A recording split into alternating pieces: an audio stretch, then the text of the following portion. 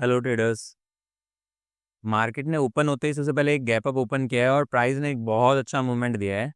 अपन ने सुबह एक ट्रेड प्लान की थी 1:10 वाली, जो मैं टेलीग्राम ग्रुप पे नहीं दे पाया, but one of the best trade थी जहाँ से अपन ने मतलब अपने ट्रेड प्लान की है अभी।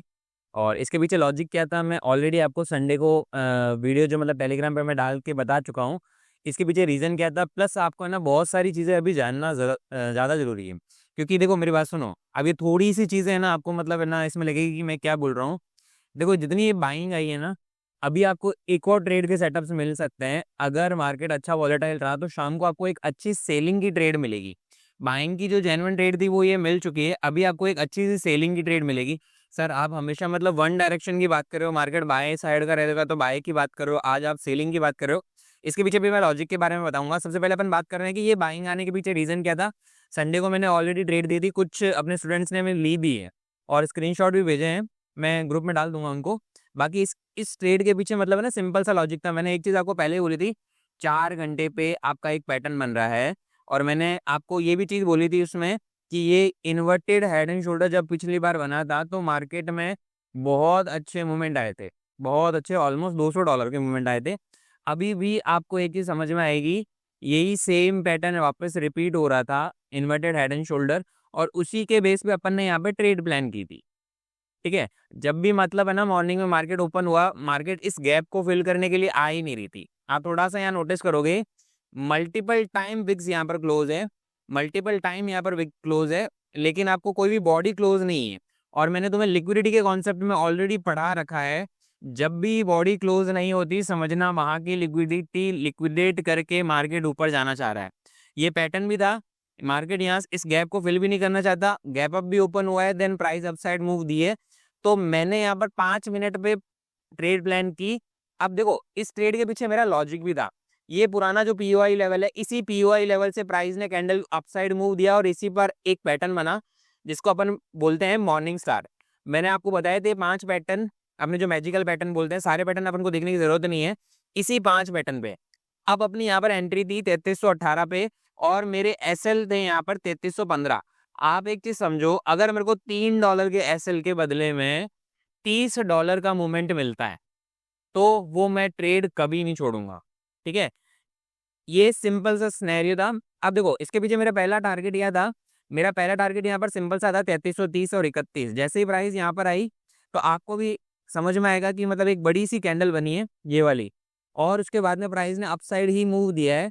तो जैसे ही ये कैंडल क्लोज हुई थी अपने ऐसे यहाँ हो गए, और नेक्स्ट टारगेट था अपना 1 घंटे का जो पीओआई लेवल है पुराना वाला, ये वाला, जहां पर है ना 52 पे मेरी सारी ट्रेडें क्लोज हो गई है, अभी भी प्राइस अपसाइड ही मूव जा रही है। अब एक चीज है जो मतलब अपन बहुत दिनों से बात कर रहे थे, वो भी आपको देखने की जरूरत है। इसके पीछे मतलब फंडामेंटल क्या कारण है वो भी मैं बताऊंगा।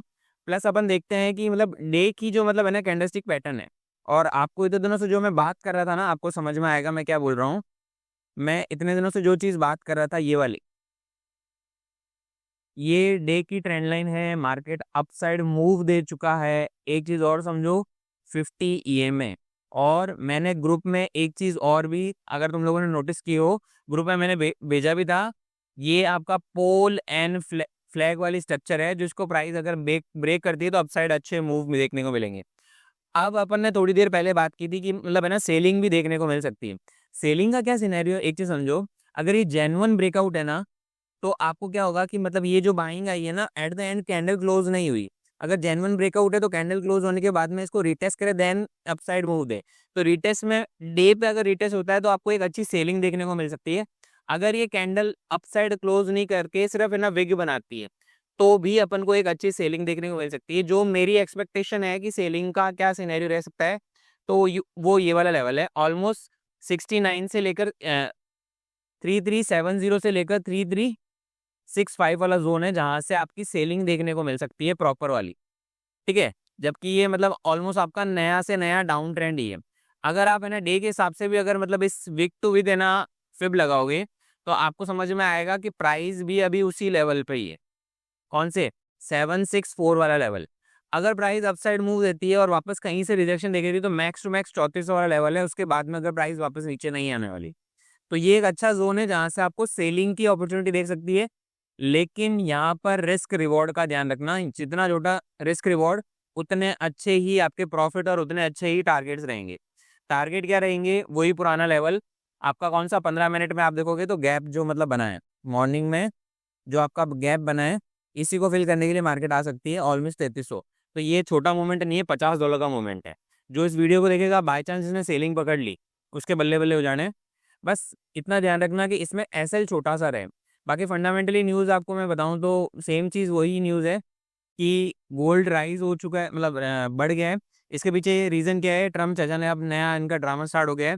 इन्होंने स्टील एंड एल्यूमिनियम के जो इम्पोर्ट्स है उसमें 25 to 50%, इस आदमी को कुछ ना कुछ चाहिए होता है, और मतलब ये मीडिया में बना रहे बस इसके लिए। बाकी चाइना पे मतलब थोड़े दिनों पहले आपको भी पता होगा कि इनके बीच में बातें चलना स्टार्ट हो गई। अब है ना ट्रम्प और इनके बीच में मतलब सारी बातें खराब होने स्टार्ट हो गई। तो ये समझ में नहीं आता, इनकी वजह से मार्केट में बहुत ज़्यादा अनसर्टेनिटी फैली हुई है। बट आप टेक्निकल को अच्छे से फॉलो करोगे तो आपको रिजल्ट भी अच्छे मिलेंगे, आपके ट्रेड के सेटअप्स भी अच्छे मिलेंगे और आपका प्रॉफिट भी बहुत अच्छा होगा। दूसरा, कोर्ट में भी आपको पता है कि ट्रम्प के टैरिफ की वजह से मतलब बहुत सारी चीज़ें हुई है। कोर्ट ने भी इनको बोला है कि ये मतलब है ना सही नहीं है, और मतलब ये बोल रहे हैं कि मेरे खिलाफ नहीं, मेरे मतलब हक में, फेवर में मतलब है ना जो रिजल्ट आएंगे।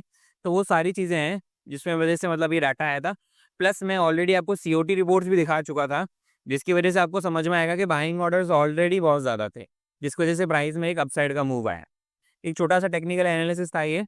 अगर अपन थोड़ा सा बीटीसी की बात करें तो बीटीसी भी एक अच्छे लेवल पे है, जहाँ पर मैं आपको मल्टीपल टाइम बोल चुका हूँ, पिछली बार भी बोला था और अब भी बोल रहा हूँ कि बीटीसी एक अच्छे लेवल पे है। अगर आपको 1 लाख या 92,000 या ऑलमोस्ट ऑलमोस्ट 98,000 के आसपास बने तो वहाँ से पोजिशनें होल्ड करना स्टार्ट करो, क्योंकि एक अच्छा बम्प मिलेगा। जिस हिसाब से सारी चीज़ें मतलब मार्केट में आ रही है ना कि क्रिप्टो को लेके, तो क्रिप्टो बहुत जल्दी बहुत अच्छा बूम जाएगा। अगर गोल्ड के बाद में कोई नेक्स्ट करेंसी रहने वाली है जो डॉलर थी, अब वो मतलब है ना क्रिप्टो करेंसीज के बारे में बात करेंगे इसकी। आज का एनालिसिस इतना ही था, सिंपल सा ही। Thank you so much.